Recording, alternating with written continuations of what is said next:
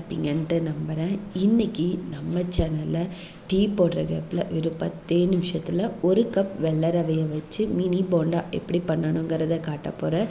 வெளியே நல்லா கிறிஸ்பியாக உள்ள மெதுன்னு சூப்பராக இருக்குங்க.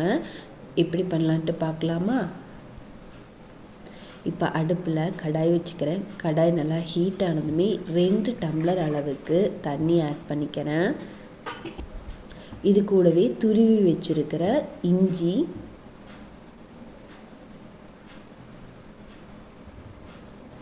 ஒரு பச்சை மிளகாய்,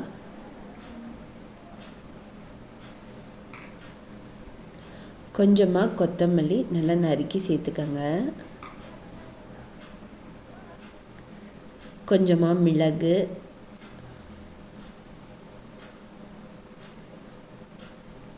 தண்ணி நல்லா கொதிச்சு வரட்டும். கொதிச்சு வர கேப்பில் நான் வறுத்து வச்சுருக்க வெள்ளை ரவையை இது கூட நான் ஆட் பண்ணிக்கிறேன். 1 டம்ளர் அளவு வெள்ளை ரவை தான் நம்ம ஆட் பண்ணுறோம். எந்த டம்ளரில் வெள்ளை ரவை அளந்தமோ அதே டம்ளரில் 2 டம்ளர் அளவு தண்ணி ஆட் பண்ணி தான் செஞ்சுருக்கேன். இப்போ வெள்ளை ரவையும் ஆட் பண்ணி நல்லா கிளறி விடுங்க. கட்டி எதுவுமே சேராமல் பார்த்துக்கங்க. நான் இந்த கேப்பில் உப்பு போட மறந்துட்டேன். அதனால் இந்த ஸ்டேஜில் நான் உப்பு போட்டுக்கிறேன். உப்பு போட்டு நல்லா கிளறி விடுங்க.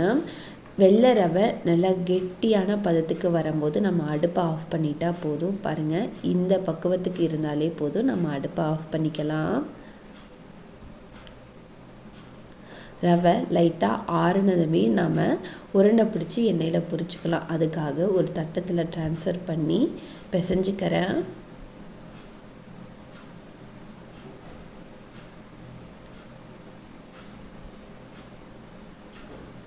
கை பொறுக்கிற சூட்டுக்கு வந்துருச்சு. இப்போ நமக்கு எந்த ஷேப்பில் வேணுமோ அந்த ஷேப்பில் நம்ம உருண்டை பிடிச்சி வச்சுக்கலாம். இல்லை மெதுவடைக்கு தட்டுற மாதிரி கூட தட்டிக்கலாம். நான் சின்ன உருண்டையாக போட்டு எண்ணெயில் பொரிச்சு எடுத்துக்கிறேன். எண்ணெய் நல்லா சூடானதுமே நம்ம உருண்டை பிடிச்சி வச்சுருக்கிற ரவையை இது கூட ஆட் பண்ணி லைட்டாக கோல்டன் ப்ரௌன் கலர் வந்ததுமே நம்ம எடுத்துடலாம். இதே மாதிரி மற்ற உருண்டைகளையும் நம்ம பொரித்து எடுத்துக்கலாம். இப்போ வாங்க ஸ்நாக்ஸை சர்வ் பண்ணிடலாம். எவ்வளோ கிறிஸ்பியாக இருக்குன்ட்டு உங்களுக்கு பார்க்கும்போதே தெரியும். எண்ணெய் சுத்தமாகவே இழுக்கலை. இந்த குயிக்கான ரெசிபியை வீட்டில் ட்ரை பண்ணி பார்த்துட்டு எப்படி வந்துச்சுங்கிறத கீழே கமெண்ட் பண்ணுங்கள். தேங்க்யூ.